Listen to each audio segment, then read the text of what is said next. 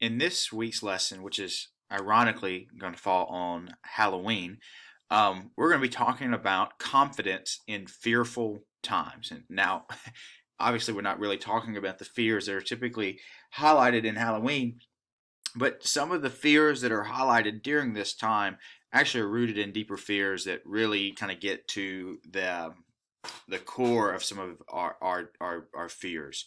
That is the fear of the unknown, fear of death, fear of suffering, just a lot of different things that come into play here. So you might could do a little icebreaker of asking what is your biggest fear as a kid, but really then transitioning quickly, talking about Halloween, but transitioning to this lesson where the disciples were afraid. Now this lesson is actually adapted from one of Pastor Randy's sermons that I thought was just really well done in March of this year, where he taught and preached on this passage. So a lot of this is going to be familiar to your class if they were there for that Sunday. It might be able to provide opportunity for more discussion about the lesson and discussion about truths that they've already heard and have been taught.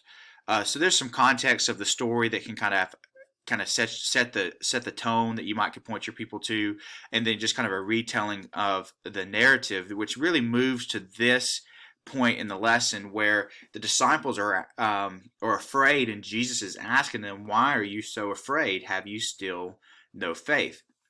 And as Randy pointed out then, and I think is important for us today, is that this is the question of the moment.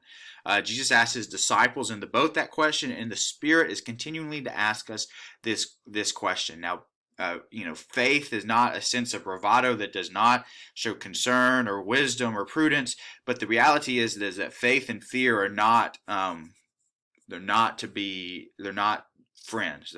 They can't coexist. So this is a question that is really important for today, is why are we so afraid? Have we still no faith? And I think there are two truths that should ground us. One, as Randy had pointed out, is that God's glory is certain. Now, this does not mean that everything goes according to our plans. It doesn't. Our plans are not going to be perfectly fulfilled, but we can be certain that God's glory will be made known in whatever happens. And then second is storms in life are necessary.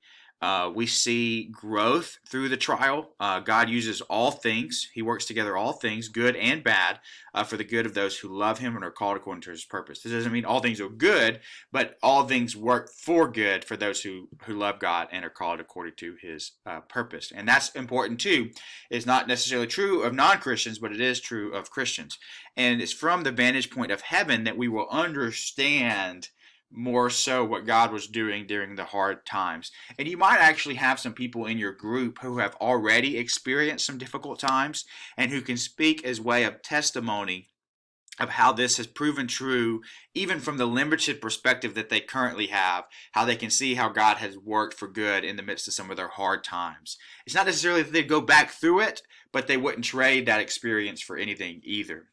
And you could also discuss as well is what are some of the storms of life that cause you to fear. And that could be a good discussion because it could reveal some deeper things about some areas of our walk with Christ that need to be, um, you know, worked on or shaped by the Holy Spirit, conformed more closely to the image of Christ. This could be a good discussion, fruitful discussion that can get to some of the deeper underlying issues that cause us to hold back in our walk with Christ. And then as you move forward in the lesson, I think these four questions that Randy provided are really good questions that can help us anchor our faith in who Christ is. And that is, what does Jesus know that I do not know? Uh, you know, He's omniscient, I'm not. So what does he know that I don't? Second, what conclusions have I made that are wrong, have been wrong and are currently wrong as well? So what are some conclusions I've made that are off? And then, am I doubting Jesus' power? And then, what incites fear and thus an impotent faith in my own heart? Again, that kind of gets back to that question that I just recently mentioned. So those four questions are good questions for us to be asking in the midst of trials in which we are experiencing fear, and finding out particularly which one of these questions confronts us in our faith, and that can reveal again some of these deeper issues that need to be given over, surrendered to the Lord, and reshaped by the Holy Spirit.